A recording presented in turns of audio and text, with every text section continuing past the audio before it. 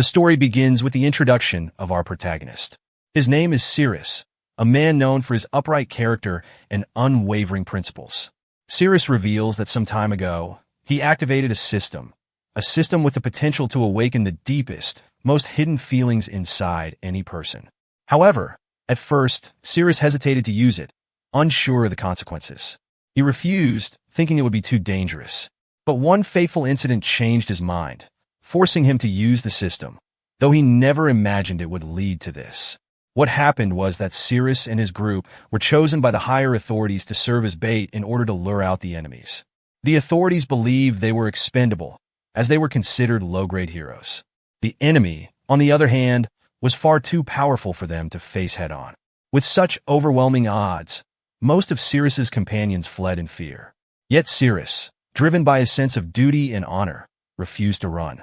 It was here that another pivotal character entered the story, the demon princess Yug. Yug, with a mocking smile, stood before Sirrus and his group, laughing at their futile resistance. She sneered, "Is this the power of human heroes? So weak, so powerless. You're no match for the great king."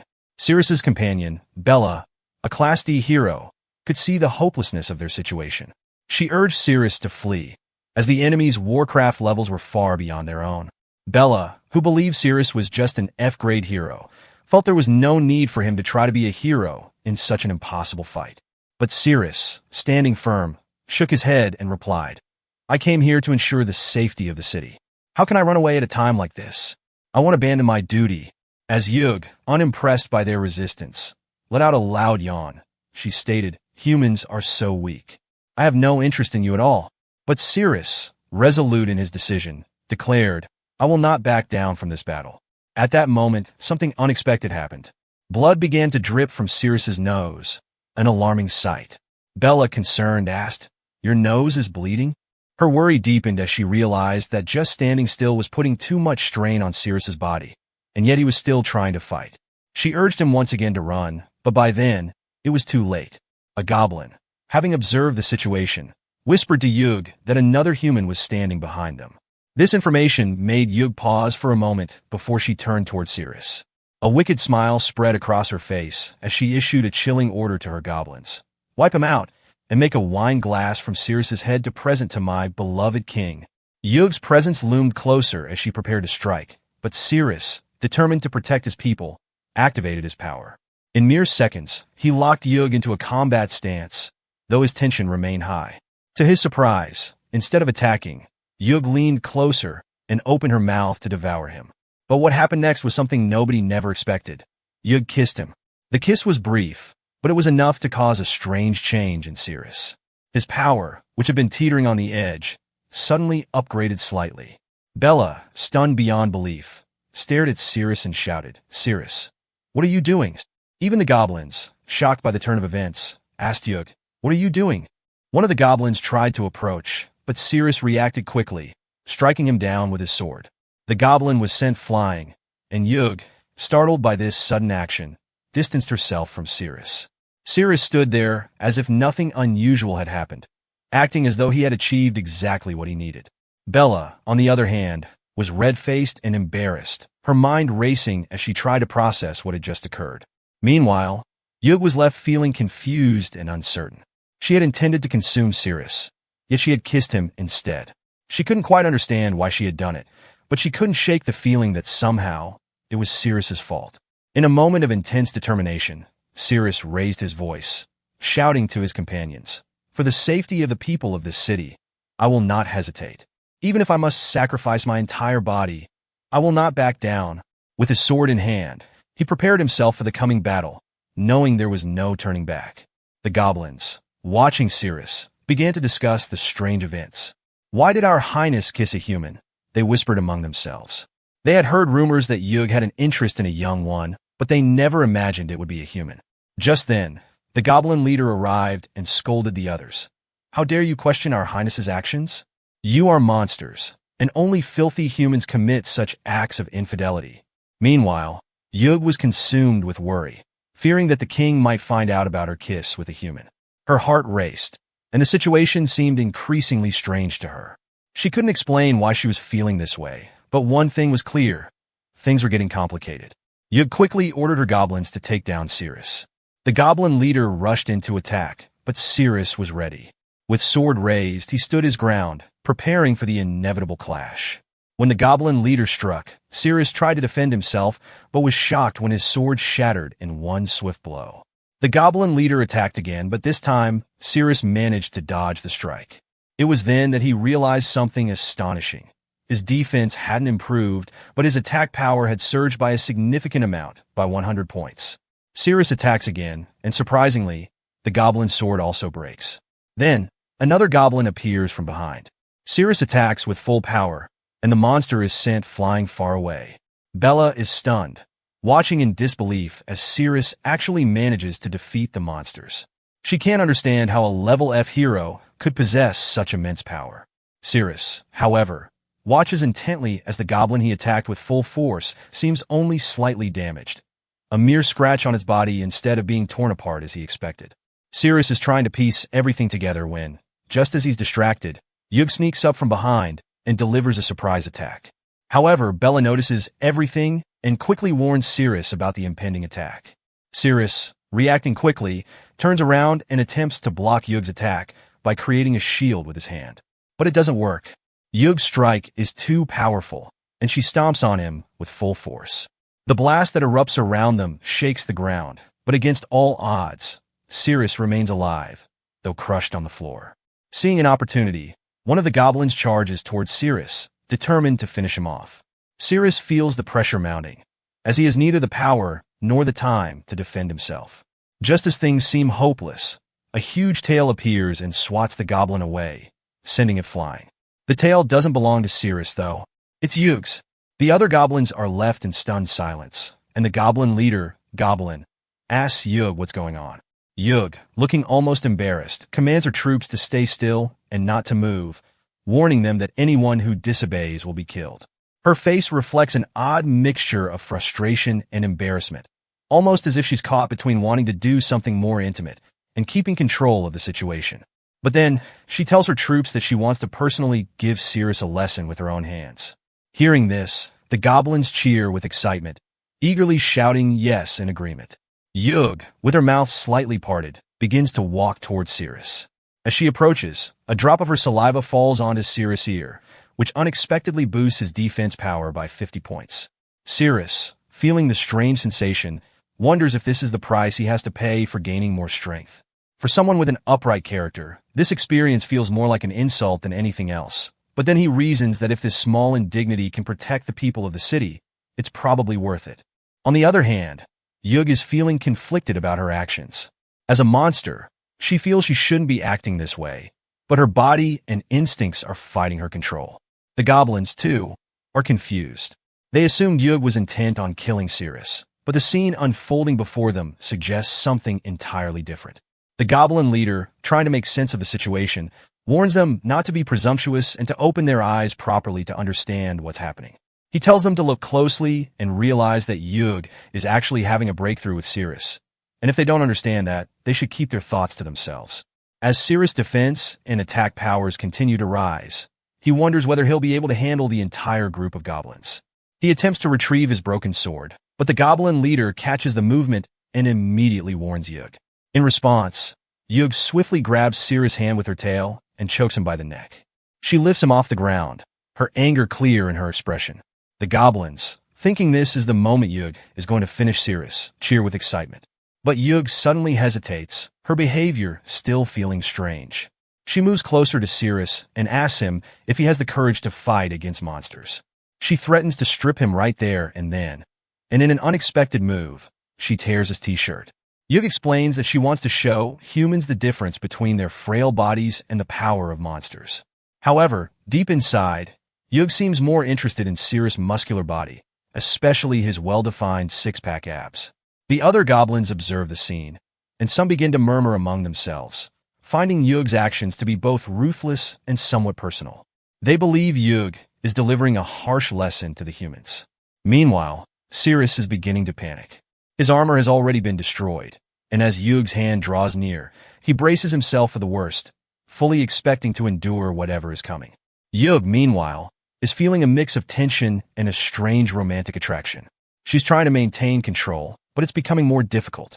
With both her hands now on Cirrus, she's incredibly close to him, and her eyes betray a deep longing. In a shocking moment, Yug kisses Cirrus. Cirrus feels the sharpness of her teeth during the kiss, which brings a sense of pain along with the unusual experience. He suddenly realizes that his current strength is not enough to deal with monsters. Bella, witnessing everything, is utterly confused and embarrassed. She wonders if this is a battle or some sort of romantic engagement between Cirrus and Yug. Cirrus, however, is willing to endure any pain if it means protecting the safety of the people in the city. While Yug holds him, Cirrus takes a bold move. He pulls her closer and kisses her back, desperate to upgrade his power and defense. As their lips meet, Cirrus' strength increases, much to the shock and confusion of Bella and the goblins. Just as things seem to be escalating, the real king, Demon Lord Bartley, arrives on the scene. He spots Yug kissing a human and is utterly shocked. His sword falls from his hand as he stares in disbelief and shouts, "Yug! Yug!" Realizing what's just happened, immediately pulls away, her face flushed with embarrassment. She looks up, and the goblins, upon seeing their king, are equally stunned. Demon Lord Bartley, still in shock, stammers, "You literally kissed that human?" Meanwhile, Cirrus' system detected Bartley, and Cirrus received a critical hit that doubled all his bonuses, allowing him to level up once more. Bartley, enraged, shouted that he would kill Cirrus. Yug, embarrassed, told Bartley that things weren't how he thought and asked for time to explain everything. At the same time, Cirrus was wondering if his current level would be enough to fight the king. Bartley, furious, attacked Cirrus and yelled for him to stay away from Yug. In an instant, Bartley closed the distance to Cirrus and struck him so hard that Cirrus was flung into the air and hit the ground forcefully. The impact had a severe effect on Cirrus' body. Bella, worried, asked, "Are you okay?" Cirrus responded, "I can still manage." Cirrus started to wonder why Bartley had suddenly appeared before him and why his attack power was so overwhelming. On the other side, Bartley asked Yug, "Didn't you say this wouldn't happen again?" Yug didn't respond.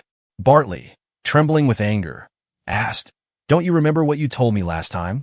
To his shock, Yug shouted angrily, "It's all your fault. Why did you come so late? And what were you doing?" The goblins and Bartley were stunned by Yug's response. Yug yelled again, blaming Bartley for being late and forcing her to repeat the same mistake.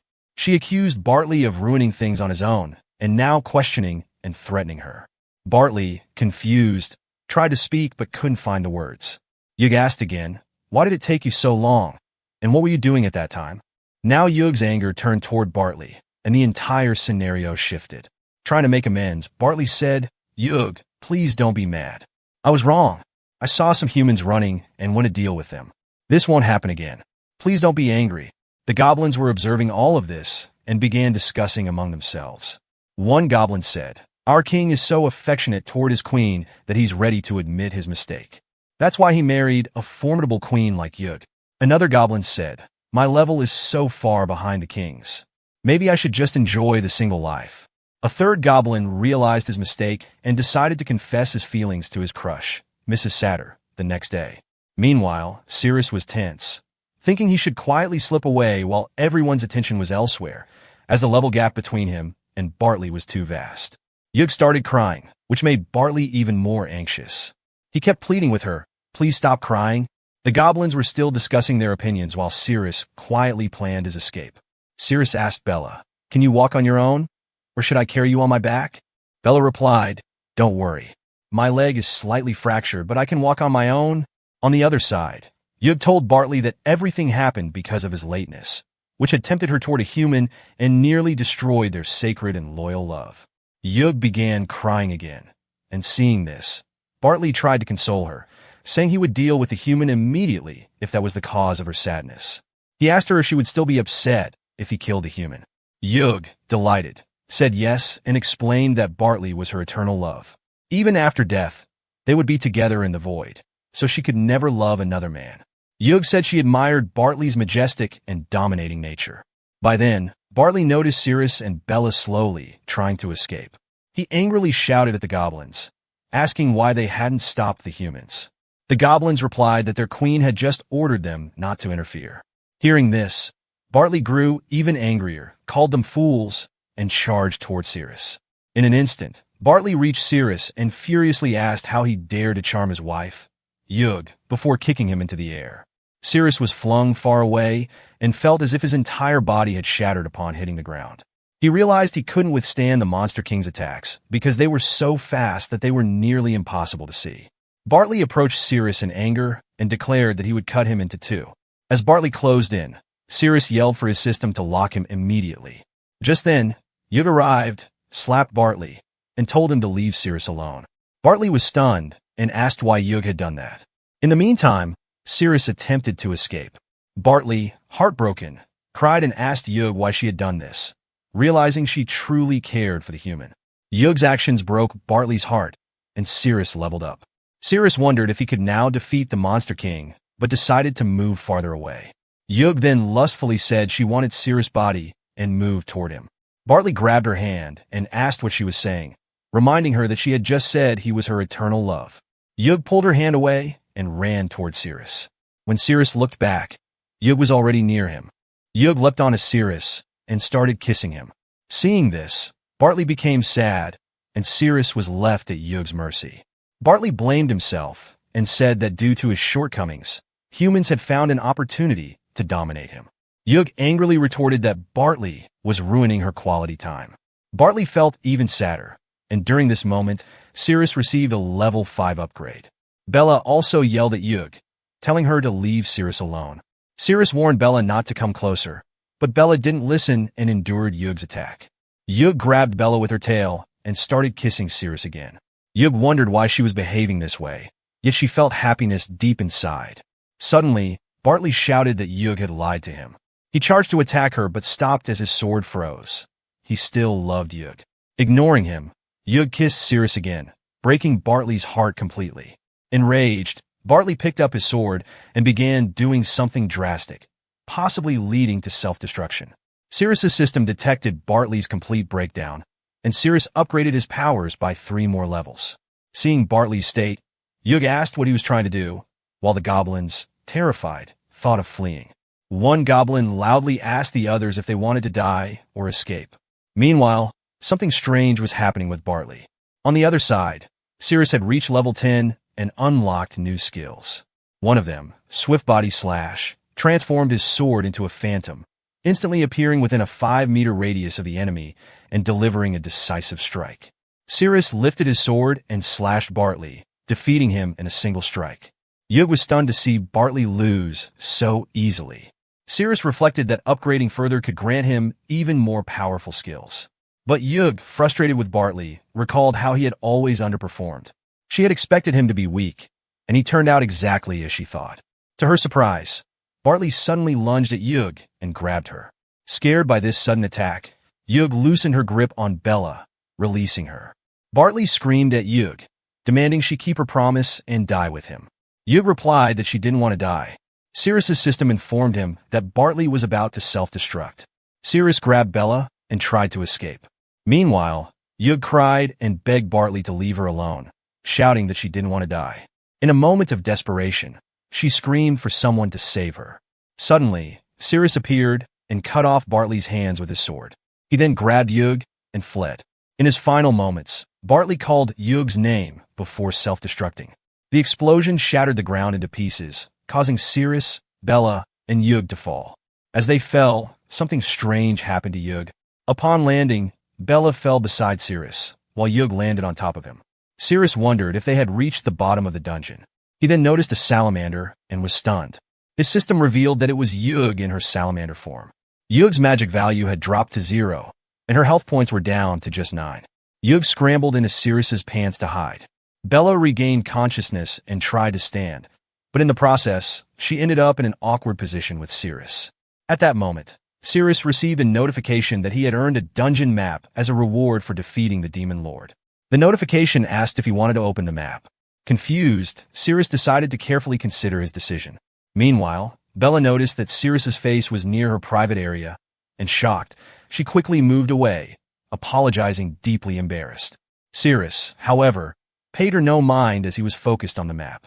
When he opened the map, it showed traps, dead ends, and resources. Relieved, Cirrus realized he could now navigate straight to the boss room without wandering aimlessly. Bella, confused, asked what Sirius was looking at, but he casually replied, "Nothing." Sirius realized that only his system showed him these things, and he decided to keep its existence a secret. Sirius then told Bella to leave, but suddenly a sharp pain hit his chest, and he vomited a purple liquid, possibly blood or poison. Bella panicked and asked what was happening. As he vomited, his hand began to burn, and his little finger was consumed by flames. Sirius screamed loudly and writhed on the ground, his entire body engulfed in fire. Bella ran to him, held him tightly from behind, and grabbed his burning hand. Seeing blood flowing from his back, Bella stopped him from rubbing himself further against the ground. She also realized his body was burning hot, as if it had been scorched by fire. With her help, the burning in his fingers subsided, but by then, half of his little finger had already burned away into ashes. Despite all the trouble, Sirius finds some solace and reassures Bella that for now, everything is fine. Bella, frightened, asked Sirius what was happening to her body and why it seemed to be melting. With a heavy heart, Sirius explains that he was poisoned 6 months ago. Monsters had attacked the city, and Sirius had witnessed them fighting alongside a hero from the guild. Sirius recounts that amidst the battle, the monsters were fighting over a mysterious box. One of the monsters slashed the box, causing a massive explosion. The blast shook Sirius, and he found himself buried under rubble. The box began leaking something, and as it did, blood started raining down. The foul smell of the blood caused Sirius to faint, and chaos erupted as people screamed, because the rain was burning them. Sirius explains that though he was trapped under the debris and not directly exposed to the rain, his back burned as if it were melting. Later, he woke up in a hospital where the doctor informed him he only had a year left to live. That's when a screen appeared before Sirius, claiming that the blood of the Demon Lord was the cure for the poison. The screen asked if he wanted to bind with the system and become a player to receive clues about obtaining the Demon Lord's blood. Sirius agreed, and the next piece of information revealed that the Demon Lord's blood was located in this very dungeon. Back in the present, Sirius tells Bella that he has found a way to get the antidote, which is down in the lower dungeon. Sirius stands up and tells Bella, "Let's go. There's a room ahead with clothes and weapons. Let's change first." Bella agrees, and the two head toward the room. The scene shifts to another part of the dungeon, where other people are also traveling. A man holding a shield is leading the group when his foot presses down on something on the ground, triggering an attack from a laser ray. Seeing this, the group's vice captain, Tyr, tells everyone to step back. He warns the group that there's a mechanism here, so they shouldn't act recklessly because other mechanisms could also be triggered. The group is in shock, especially since their strongest defender, Claude, had his head easily blown off by the laser ray. Everyone starts wondering how to move forward. Tyr suggests that they no longer have any bait left. At that moment, Cyrus, the group's leader, says that getting this far into the dungeon wasn't easy, so they can't turn back now. Cyrus suggests following an old rule. The member with the lowest grade should go ahead. Hearing this, the lowest grade member, Makawe, tries to run away. Cyrus, furious, threatens Makawe and orders him to move forward and find the correct path, reminding him of the consequences of disobeying orders. Makawe, tense and unable to respond, freezes in fear. Tyr intervenes and asks Cyrus to stop.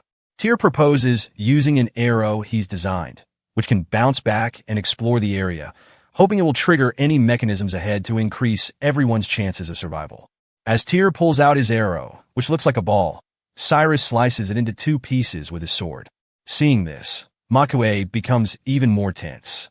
Cyrus yells at Tyr and warns him that if he ever sees such shoddy creations again, he will kill him. Despite being the vice captain, Tyr doesn't respond to this. Cyrus then orders Makawe to get up and start exploring ahead. Makawe, trembling, slowly moves forward. His first step doesn't trigger anything, which gives him a momentary sense of relief. Struggling to decide how to take his next step, he faces multiple options ahead. Seeing this hesitation, Cyrus shouts at him, demanding to know what he's doing and telling him to stop wasting time and hurry up. Shaking and terrified, Makawe somehow manages to take his next step and places his foot on the second spot. Once again, nothing is triggered. Cyrus praises Makawe for his courage and tells him to keep going. Rushing ahead, Makawe feels an ominous sense of doom, as if he's about to die. When he loses the courage to move further, he stops in his tracks. Sensing his hesitation, someone from behind uses wind power to forcibly push him forward. On the verge of falling, Makaue cries out, saying he doesn't want to die and just wants to go home. As soon as Makaue steps onto the next platform, a large laser beam shoots up from below, instantly eliminating him. Everyone becomes tense, realizing that this time, the attack came from below.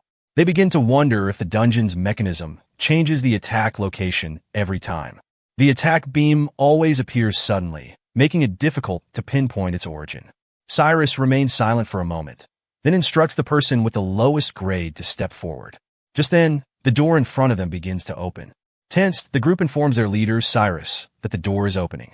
Cyrus also feels tense for a moment, but as the door fully opens and Cyrus and Bella step out, everyone feels relieved. They inform Cyrus that the two are members of the decoy team. Seeing Cyrus is stunned and thinks to himself that the decoy team members should have been eliminated. He suspects that Cyrus disobeyed his orders and tried to escape from the dungeon. Cyrus's anger towards Cyrus might stem from multiple reasons. First, Cyrus's survival feels like a betrayal because Cyrus was supposed to sacrifice himself. Second, Cyrus being alive disrupts Cyrus's plans and control, which fuels his frustration. The situation escalates when Cyrus displays aggression towards Cyrus, placing a sword on his neck and demanding to know how Cyrus knows the color of his wife's underwear. This indicates a breach of personal boundaries, breaking Cyrus's trust. With tension in his voice, Cyrus responds that he was training his instincts for the upcoming battle, which helped him perceive the colors around him.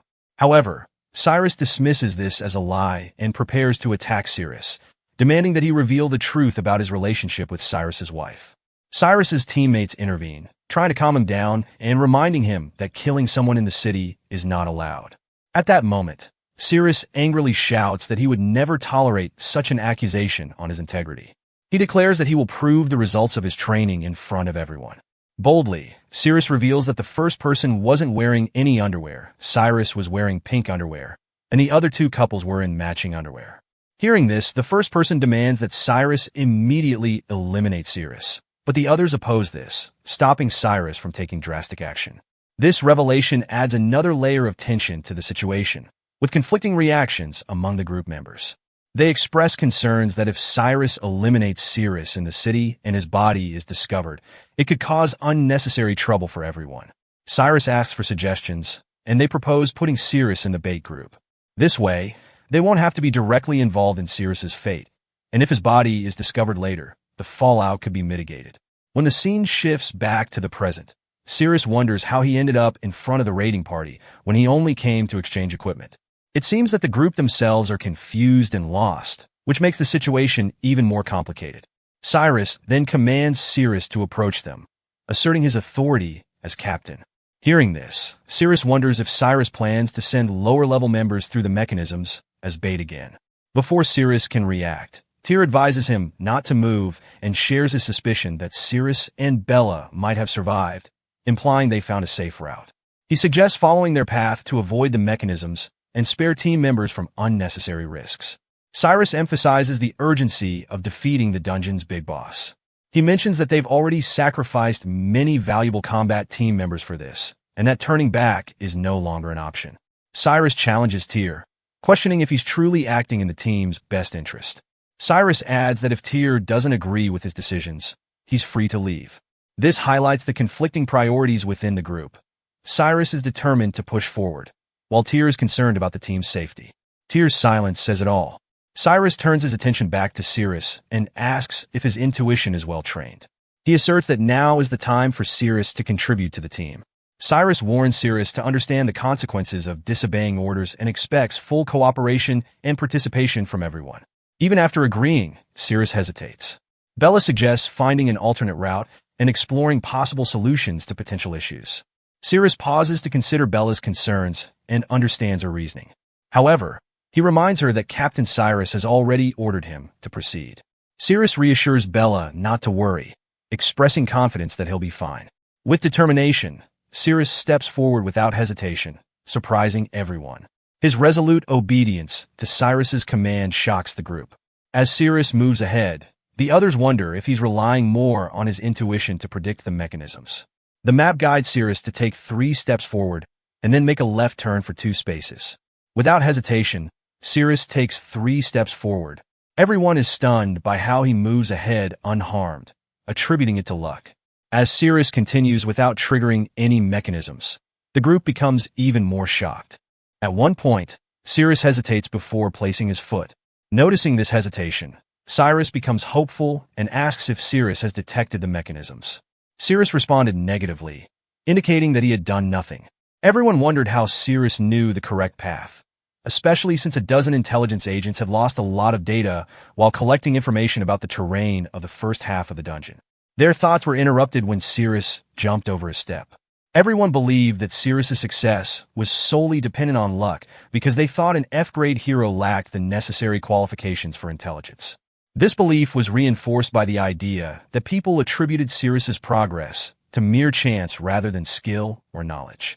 When Cirrus lost his balance while jumping, Cyrus became tense, wondering why the mechanism hadn't been triggered. The map instructed Cirrus to move 5 more steps forward. Hearing this, Cirrus felt happy, realizing he was close to his destination. Despite the initial misunderstanding, Cirrus followed the map's guidance eagerly to reach his goal. Everyone was shocked to see Cirrus approaching them without triggering any mechanisms. They questioned how Cirrus managed to navigate the dungeon without activating any traps and whether he could sense the mechanisms purely by intuition. Cirrus's seemingly flawless progress raised doubts and curiosity within the group, leading them to question his true abilities. Cirrus informed Cyrus that his progress was the result of his training and assured him that he was not involved in any wrongdoing with his wife. However, Cyrus remained skeptical, raising his sword to Cirrus's neck and doubting the validity of his intuition, dismissing it as mere luck. Cyrus asserted that luck eventually runs out and ordered Cirrus to lead the way if his intuition was truly reliable. Suddenly, Cirrus noticed some mushrooms on the ground. The map indicated that these were kale mushrooms, which boosted monsters' stamina and relieved soreness, but caused diarrhea in humans. Knowing this, Cirrus wondered if Yug might be hungry. If so, he considered collecting the mushrooms for her. Cirrus picked the mushrooms and pretended as though he was about to eat them himself. While picking the mushrooms, he thought that if he were human, merely licking them might not harm him. However, he did this to avoid revealing that he had Yug with him. Cyrus sees Cirrus picking mushrooms and asks what he's doing. Cirrus was about to explain, but before he could, Cyrus snatches the mushroom from his hand and eats it. Cyrus says that after conquering the dungeon, all the resources belong to the Heroes Guild and his Crusade Squad, and Cirrus isn't authorized to take anything. Then Cyrus orders Cirrus to lead the way. Cirrus responds that there are no traps behind the door, and they can move straight ahead. Cyrus says that if that's the case, Cirrus should go ahead and open the door. Cirrus is stunned, and seeing this, Cyrus asks what the problem is and says that he won't let his combat-skilled team members take any risks. Cyrus tells Cirrus to stop nagging and open the door. Cirrus walks towards the door and is about to open it when Cyrus tells everyone to stay alert. Just then, the effect of the mushroom kicks in, and Cyrus starts experiencing stomach problems. He becomes tense, wondering what's happening to his stomach. On the other hand, Cirrus easily opens the door. Cyrus again tells everyone to stay alert, as something unexpected might happen. Gradually, those standing near Cyrus start to feel a strange smell, which is none other than the result of Cyrus releasing gas. Cyrus realizes that this situation is not good for him. Meanwhile, Cirrus goes inside and moves further ahead. Cyrus asks loudly what's inside, but he himself is quite tense, thinking about why his stomach is acting up at such a crucial moment. He wonders whether he should tighten his grip a little more or not. That's when he realizes that the mushroom he ate earlier might be the reason for this. He decides that he can't risk any more intense movements. Otherwise, the situation might get worse. With a strange smile, Cirrus tells everyone that according to his observation, the area is filled with traps. Suddenly, Cirrus starts running and tells his team to match the pace and run together. Cyrus shouts at Cirrus, telling him he's not allowed to run and orders him to walk slowly, but Cirrus doesn't listen and keeps running. The others start running after Cirrus, wondering what's going on and why they are running. They all speculate that maybe something is chasing them. Meanwhile, Cyrus' upset stomach reacted, and he released gas. He became more tense because he was now losing control. Everyone smelled the odor and thought something dangerous was around, so they started running faster. Someone remarked that the smell seemed familiar, which made Cyrus embarrassed, and he shouted for everyone to stop making nonsense and told them to keep running, or else they would be poisoned. Reaching a spot, Cirrus stopped due to exhaustion. Cyrus, angry, called Sirius and asked what the problem was. Cyrus asked if Sirius knew about the properties of the mushrooms and whether he had deliberately caused tension by running away. Sirius acted innocently and said he didn't know anything. Cyrus thought for a second and said, "No," as if nothing had happened. Just then, a member of their team came and told Cyrus to sit on a stone and rest. But Cyrus kicked him in anger and told everyone to form up and move forward. He pointed his sword at Sirius and warned that if Sirius ran away again, he would attack him. Sirius, tense, said yes and started moving ahead. Along the way, he warned them about traps so no one would accidentally step on them. This turned out to be very effective, as a dragon was sleeping right next to them, and if they stepped on that tile, it would wake up. Slowly, they all reached the last area. Sirius thought to himself that it was time for the final showdown. Cyrus noticed that as they moved deeper, the traps and monsters were becoming fewer. By now, no mechanism had been triggered, and they hadn't encountered a single monster. Cyrus wondered if Sirius had been here before. Then he tried to convince himself that it wasn't possible because if Sirius had come earlier, the monster at the entrance would have killed him. Just then, Sirius interrupted Cyrus' thoughts and said that if they went any further, they would reach the big boss's room. Hearing this, Cyrus thought that if they had reached the boss room, Sirius would no longer have any role to play. Sirius was now standing under a sharp-pointed object, and Cyrus used his sword and magic powers to cut the object. The object was cut, but it was now going to fall on Sirius. Cyrus thought this would be a reasonable accident for an F-level dungeon explorer, but Sirius was lucky. A monster suddenly came to save Sirius. The monster attacked Cyrus, but a falling stone got in the way and was crushed. Cyrus didn't have time to notice the monster's attack and was hit by its tail. Everyone screamed in tension and asked if Cyrus was okay. But the real shock came when the monster followed them. Due to the attack, the area collapsed, and falling stones created a wall between Sirius and their team. On the other side, Cyrus felt relieved that he had reacted quickly and blocked the attack with his sword, or else he would have died. Meanwhile, Sirius was checking the stone wall and realized that he was now trapped. Just then, he heard a voice asking what a human was doing in the dungeon. When Sirius turned around, there was a woman. So friends, this was part 1 of our series, and this is where the episode ends. If you liked the video, make sure to hit the like button and don't forget to subscribe to the channel. Your support motivates us and drives our passion to create new stories and series. Do let us know in the comments how you found this part. We'll be back soon with another exciting part. Until then, take care, stay happy, and keep thinking of us. Bye-bye, take care.